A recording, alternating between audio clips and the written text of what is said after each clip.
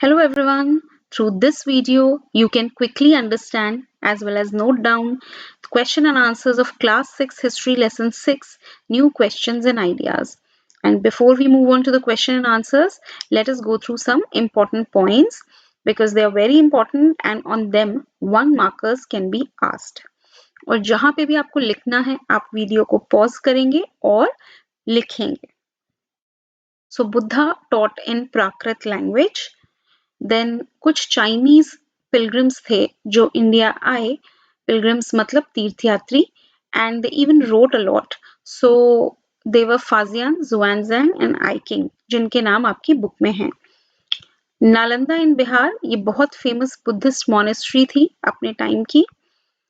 Buddhism की एक नई फॉर्म ओवर टाइम डेवलप हुई, दैट वाज महायाना बुद्धिज्म. पहले क्या होता था बुद्धिज्म में, बुद्ध की स्टैचूज नहीं बनाई जाती थी, स्कल्पचर्स होते थे, लेकिन उसमें इस तरह से पिक्चर होती थी कि आपको संकेत से समझना है कि ये बुद्ध के ऊपर है. जैसे पीपल ट्री बना दिया, उसके नीचे स्टूडेंट्स बैठे हुए हैं, तो आपको you have to understand through the picture that this sculpture is related to lord Buddha.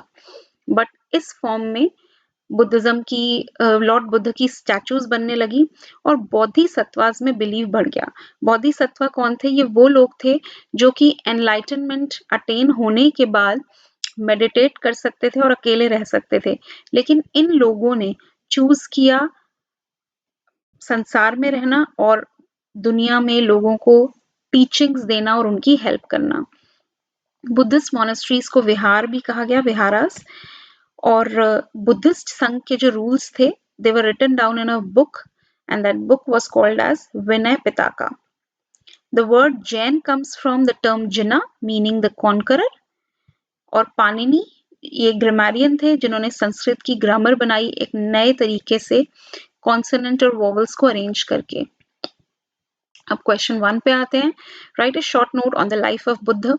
So Siddharth, also known as Gautam, he was born 2500 years ago and he belonged to a small gun known as Sakya Gun and he was a Kshatriya. मतलब लोगों के गण बने हुए थे, groups बने हुए थे, तो वहां से थे और ये क्षत्रिय प्रिंस थे. When he was a young man, he left the comforts of his home. मतलब एक छोटी एज में उन्होंने अपना घर छोड़ दिया, कई सालों तक घूमते रहे, लोगों से मिले, डिस्कशंस की. फाइनली उन्होंने डिसाइड किया, मेडिटेशन किया और बहुत जल्दी ही उनको एक पीपल के पेड़ के नीचे, जो कि बौद्ध गया में है, बिहार में, उन्होंने एनलाइटनमेंट अटेन की, यानी उनको ज्ञान प्राप्त हुआ. उसके बाद वो सारनाथ में गए, जो कि वाराणसी के पास है, जहां उन्होंने अपना पहला लेक्चर दिया, sermon दिया. And he spent his entire life educating people and finally he passed away. उनकी मृत्यु हुई कुशीनारा में. Then question 2, write a short note on the teachings of Buddha. Buddha ने क्या क्या ज्ञान दिए. उन्होंने कहा लाइफ सफरिंग और अनहैप्पीनेस से भरी हुई है और ये जो अनहैप्पीनेस है ये आती है अनफुलफिल्ड डिजायर्स से, जिसको उन्होंने थर्स्ट और तन्हा कहा. और उन्होंने कहा ये जो हमारी उम्मीदें हैं, लालसाएं हैं जो पूरी नहीं हो रही है, इसको हम ओवरकम कर सकते हैं अपनी चीजों में, अपनी लाइफ में कुछ बदलाव लाके. और हमें सबको रिस्पेक्ट करना पड़ेगा और हमारे जो कर्म हैं उनका रिजल्ट हमें इस लाइफ में और अगली लाइफ में इम्पैक्ट करता है. उपनिषद्स क्या हैं? They are part of later Vedic text. मतलब वेद जब आए थे उसके बाद के ये टेक्स्ट हैं और इसका मतलब है अप्रोचिंग एंड सिटिंग नियर. उपनिषद का किसके पास में हम अप्रोच कर रहे हैं? गुरु के पास. And it contains conversations between teachers and students. मतलब इसमें जो बातें लिखी गई हैं वो टीचर्स एंड स्टूडेंट्स के बीच में डायलॉग्स की फॉर्म में है. अब महावीर जी के बारे में आपको शॉर्ट नोट लिखना है.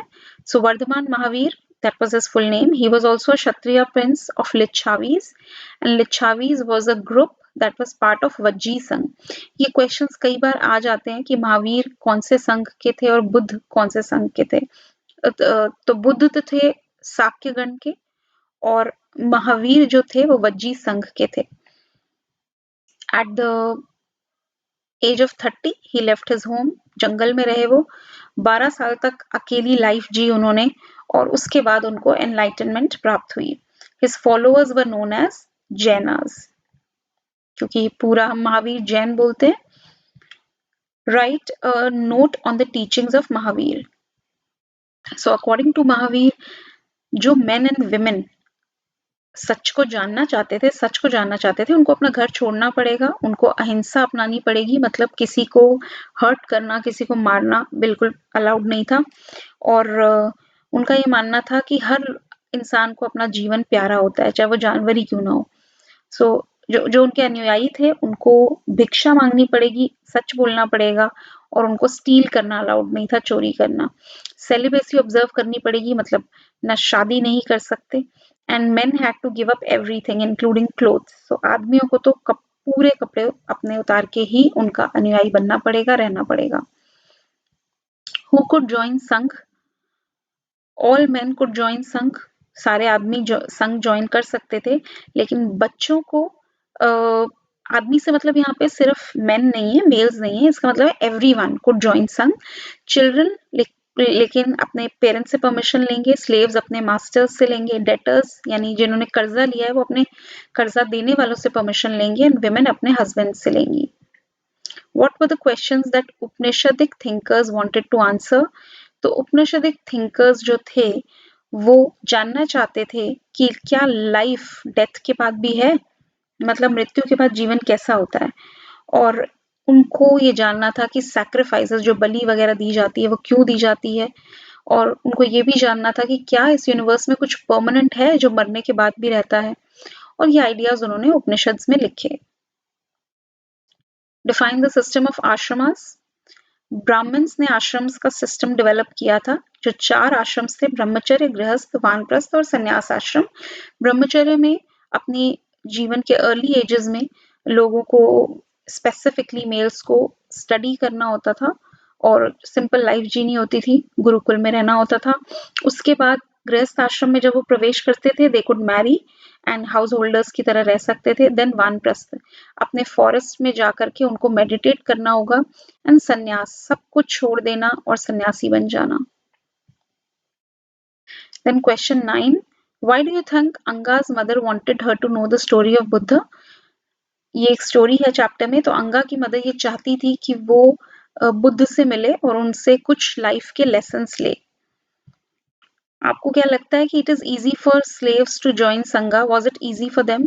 सो नहीं, बिल्कुल इजी नहीं था, because they had to take permission from their masters, and masters easily, जो मालिक होते थे वो अलाउ नहीं करते थे कि उनका जो स्लेव है वो जा करके ये स्लेवरी छोड़ करके भक्ति में लग जाए।